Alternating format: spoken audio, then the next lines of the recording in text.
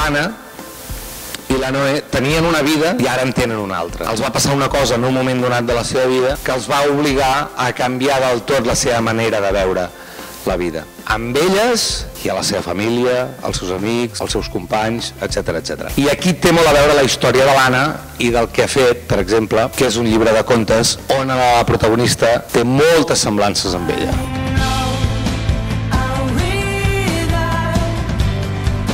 Va tenir una hemorràgia en el tronc encefàlic. Vas anar escrivint històries fins fa 2 anys que em va agafar i em va dir: Tina, ja sé què vull fer un conte infantil.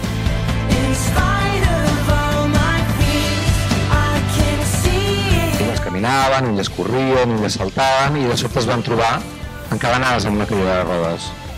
Però això fa poc ha canviat. I ara fa poc l'Anna i la Noé van volar.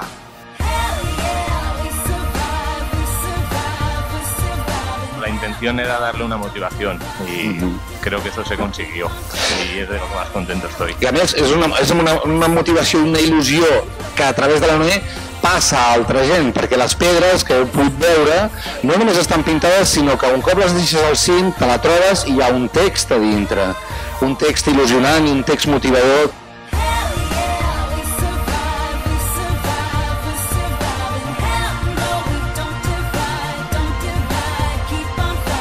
Aquello corrió como la pólvora. Hay piedras por todo el mundo, hay una piedra en McKinley, por ejemplo, hay piedras en el Elbrus, hay piedras por el Himalaya, hay piedras en la Aconcagua.